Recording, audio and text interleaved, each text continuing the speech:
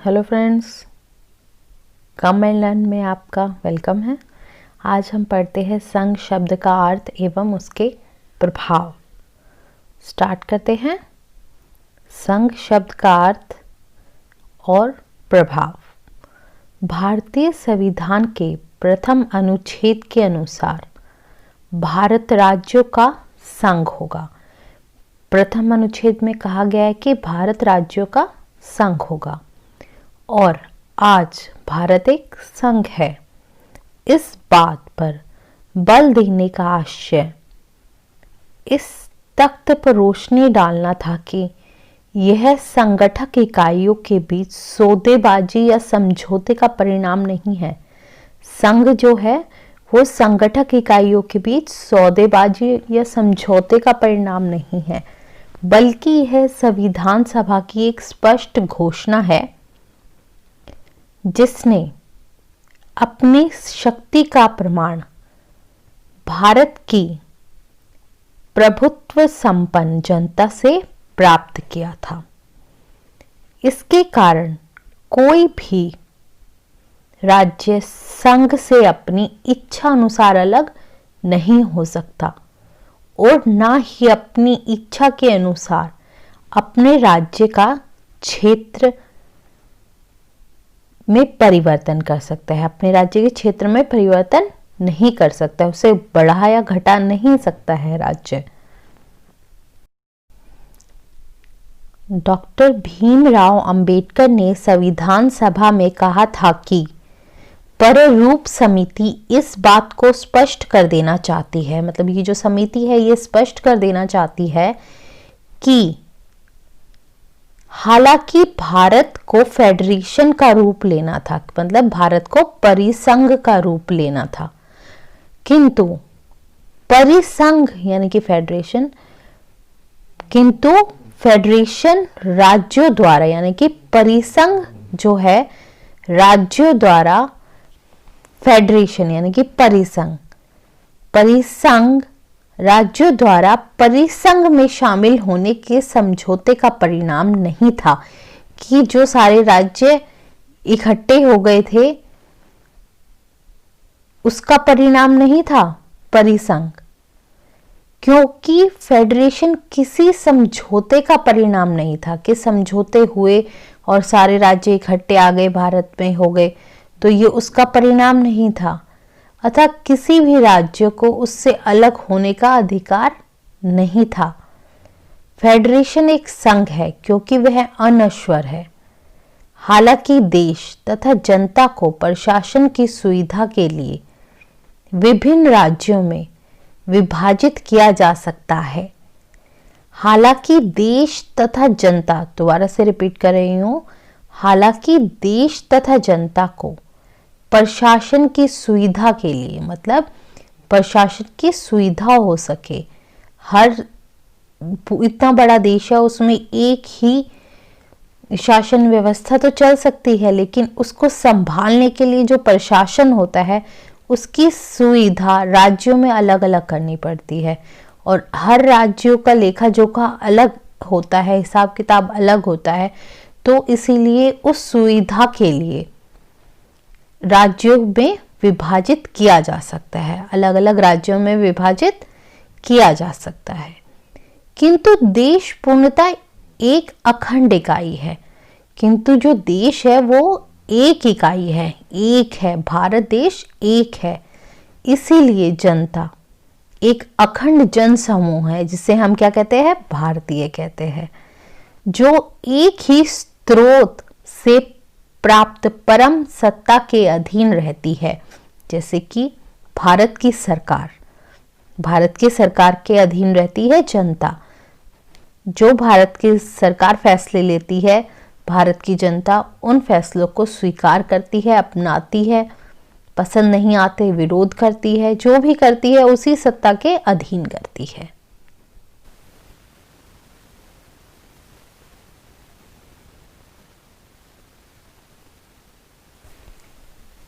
पूरे विश्व में बहुत से देशों में संघीय व्यवस्था को अपनाया है और उसी तरह भारतीय भूभाग भी 28 राज्यों और 8 संघीय राज्य क्षेत्रों से मिलकर बना है, यानी कि 8 केंद्रीय शासित प्रदेशों से मिलकर बना है।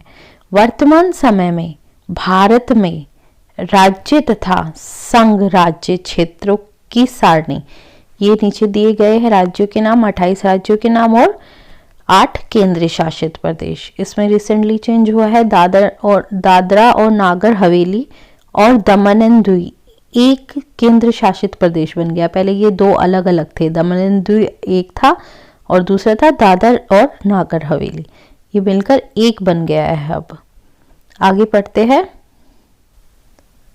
अनुच्छेद 3 के अनुसार संसद को किसी भी राज्य क्षेत्र को अलग करके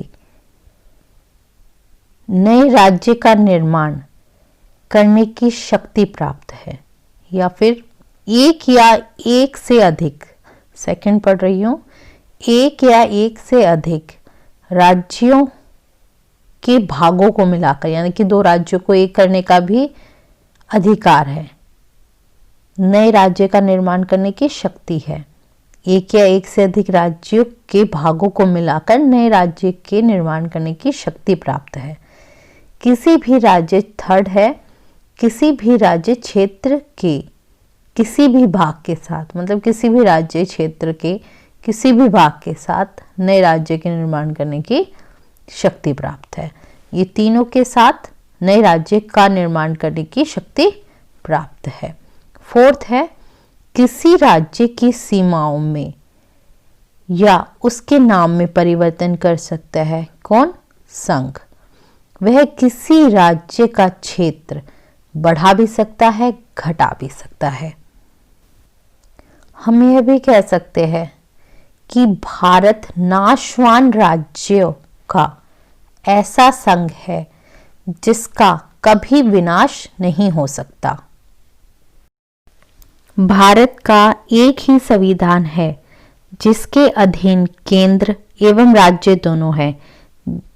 संविधान में कुछ ऐसे अनुच्छेद हैं जिनका संशोधन राज्य और संसद मिलकर करते हैं, तथा राज्य के पास कुछ ऐसे विषय होते हैं जिन पर राज्य की विधानमंडल को कानून बनाने की स्वतंत्रता होती है।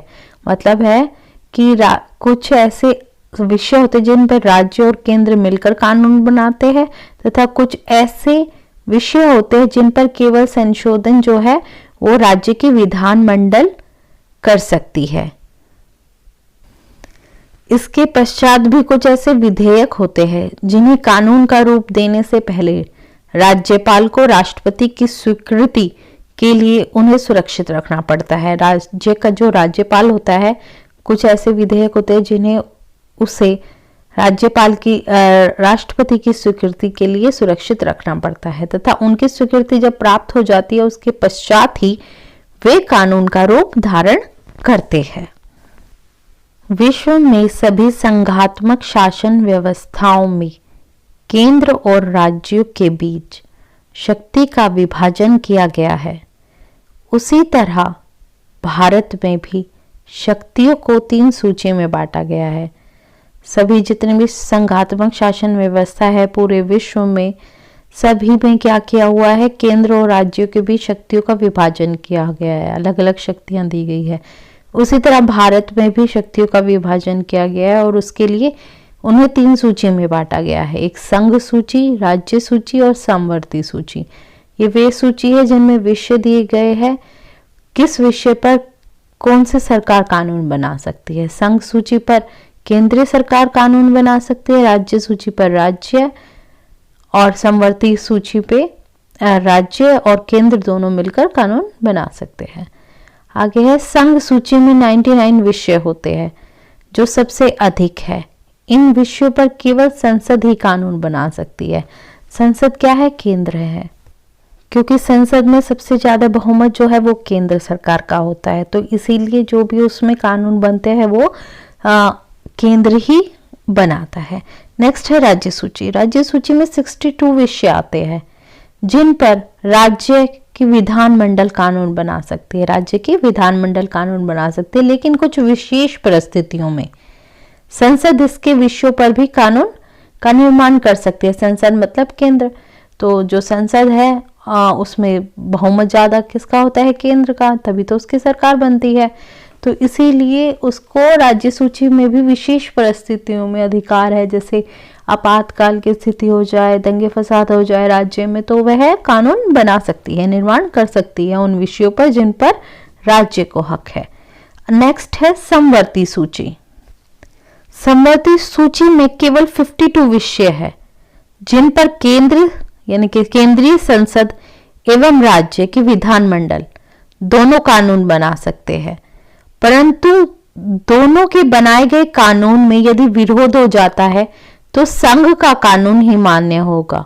मतलब जो अगर एक विषय पर दोनों में बहस छिड़ जाए, दोनों अपने अपने कानून रख दे बनाने के लिए, तो अगर उनमें समझौता ना हो और विरोध हो जाए तो जो संघ कानून बनाएगा वो ही मान्य होगा, केंद्र जो कानून बनाएगा वो ही मान्य होगा। आगे पढ़ते हैं। एक रूपता स्थापित करने का प्रयत्न किया गया है पूरे भारत में। संविधान द्वारा महत्वपूर्ण विषयों के संबंध में एक रूपता स्थापित करने का प्रयास किया गया है। पहला है, प्रत्येक भारतीय संपूर्ण भारतीय क्षेत्र में करीब करीब समान अधिकार रखते हैं। दूसरा है, सभी नागरिकों को एक ही यानी कि एकल नागरिकता प्राप्त है। सभी जो है भारतवासियों को क्या कहते हैं? भारतीय कहते हैं। एक ही तरह की दीवानी, फौजदारी और संवैधानिक कानून पूरे देश में लागू किए गए हैं। और फोर्थ है, भारतीय पुलिस सेवा, भारतीय प्रशासनिक सेवा, अखिल भारतीय सेवाओं की स्थापना की गई है। इन सेवाओं के सेवा कर्मियों को भारतीय राज्य के मुख्य प्रशासनिक पदों पर नियुक्त किया जाता है। चलिए आगे पढ़ते हैं। फिफ्थ है, भारत के नियंत्रक एवं महालेखा परीक्षक के अधीन भारत में लेखा परीक्षा तथा लेखा सेवा का आयोजन होता है, जो संघ के साथ साथ राज्यों का लेखा एवं लेखा परीक्षण का कार्य संपन्न करते हैं। सिक्स्थ है, भारत में एक निर्वाचन आयोग की स्थापना की गई है, जिसके सदस्यों की नियुक्ति राष्ट्रपति द्वारा की जाती है। भारत के निर्वाचन आयोग की स्थापना की गई है और उसके सदस्यों की नियुक्ति राष्ट्रपति के द्वारा की जाती है। यह आयोग संसद के साथ साथ राज्य के विधान मंडलों के निर्वाचन को भी संपन्न करते हैं। संसद में तो करते ही है इस आयोग से निर्वाचन, और राज्य के विधान मंडल में भी इनसे निर्वाचन किया जाता है, मतलब नियुक्तियां की जाती है सदस्यों की। भारतीय संघ, सेवेंथ है, भारतीय संघ एकीकृत न्याय व्यवस्था की स्थापना करता है। जो भारत का संघ है, भारत का जो पूरा एक संघ है, मतलब केंद्रीय सरकार जो है भारत की, वो एकीकृत न्याय व्यवस्था की स्थापना करता है। पूरे संघ में एक ही प्रकार की न्याय व्यवस्था है, जिसके शिखर पर सर्वोच्च न्यायालय है। भारत में न्याय के लिए सबसे सर्वोच्च शिखर क्या है? सर्वोच्च न्यायालय। सर्वोच्च न्यायालय के निर्णय सभी न्यायालयों पर बाध्यकारी होते हैं। सभी जो न्यायालय होते हैं उनको मान्य होते हैं वो फैसले। उन निर्णयों के खिलाफ कोई न्यायालय निर्णय नहीं दे सकता। आठवां है, राज्य के उच्च न्यायालयों का निर्माण और गठन, जो राज्य के उच्च न्यायालय उनका निर्माण और गठन भी संघीय सत्ता के द्वारा ही किया जाता है। आगे पढ़ेंगे। विश्व की अन्य संघीय व्यवस्थाओं के विपरीत भारतीय संसद के उच्च सदन, मतलब भारतीय संसद में जो राज्यसभा है, उसमें राज्यों के को जो है वो एक रूप प्रतिनिधित्व प्राप्त नहीं है। जैसे गोवा छोटा राज्य है तो वहाँ पर कम प्रतिनिधि चुनाव लड़ते हैं, जीतते हैं और संसद में पहुँचते हैं। मध्य प्रदेश, उत्तर प्रदेश, वहाँ से बहुत सारे प्रतिनिधि चुनाव जीतते हैं और उसके बाद जो एमपी की संख्या होती है वो वहाँ पर ज़्यादा होती है और छोटे राज्यों में कम होती है। उसी तरह से जो प्रतिनिधित्व है वो कम ज़्यादा होता रहता है राज्यों के जनसंख्या और उनके क्षेत्र के हिसाब से। भारतीय संविधान ने राष्ट्रीय हित को सर्वोपरि रखते हुए संविधान में, मतलब सबसे ऊपर रखते हुए, उच्च स्थान पर रखा है, संविधान को सबसे अधिक माना जाता है। आपात उपबंध का उल्लेख अनुच्छेद 352 से 360 तक किया है। इनकी डिटेल आगे हम पढ़ेंगे, इनके बारे में जान लेते हैं।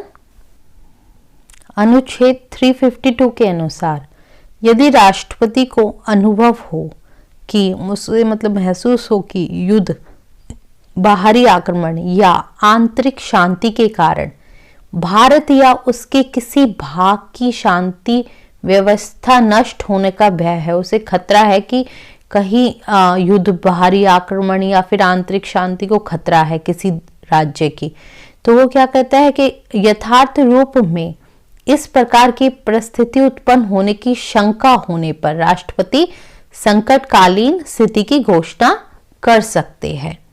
नेक्स्ट पढ़ते हैं। अनुच्छेद 356 के अनुसार अगर राष्ट्रपति को राज्यपाल के प्रतिवेदन, मतलब उसकी रिपोर्ट से, राज्यपाल की रिपोर्ट से या अन्य किसी प्रकार से यह विश्वास हो जाता है कि किसी राज्य का शासन संविधान के उपबंधों के अनुसार नहीं चलाया जा सकता, तो मतलब कि संविधान के नियमों के अनुसार नहीं चलाया जा सकता, तो अनुच्छेदों के अनुसार नहीं चलाया जा सकता, तो वह संकट काल की घोषणा कर सकता है। आगे बढ़ते हैं। अनुच्छेद 360 के अनुसार, 360 के अनुसार यदि राष्ट्रपति को यह विश्वास हो जाए कि ऐसी परिस्थितियां उत्पन्न हो गई है, कि मतलब रिसेंटली ऐसी परिस्थितियां उत्पन्न हो गई है जिसमें भारत के वित्तीय स्थायित्व या साख को खतरा है, तो वह वित्तीय संकट की घोषणा कर सकता है। क्या कर सकता है? वित्तीय साख को खतरा है तो वह, भारत की वित्तीय साख को खतरा है तो वह वित्तीय संकट की घोषणा कर सकता है। यह लिखा हुआ है अनुच्छेद 360 में। राष्ट्रपति ऐसी आपातकालीन की स्थिति में अपने अनुसार घोषणा कर सकता है, जैसा उसको महसूस होगा उसी हिसाब से वह घोषणा करेगा। ये 2 पॉइंट और पढ़ लेते हैं हम। भारतीय संघ के कार्यों के प्रशासनिक व्यवस्था के सर्वोच्च पर राज्यपाल होता है।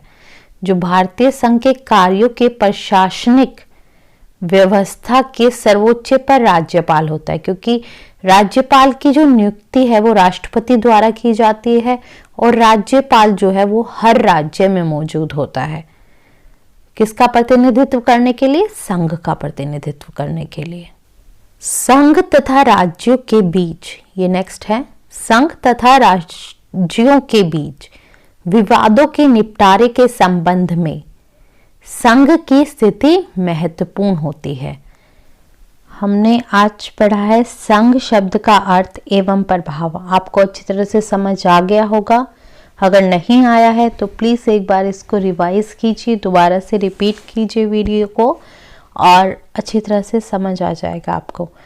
और अगर आपको मेरा चैनल अच्छा लगा हो, वीडियो अच्छी लगी हो, तो मेरे चैनल को सब्सक्राइब कीजिए और वीडियो को शेयर कीजिए। देखते रहिए फ्रेंड्स मेरे आने वाले वीडियोस को। Thank you for watching my video.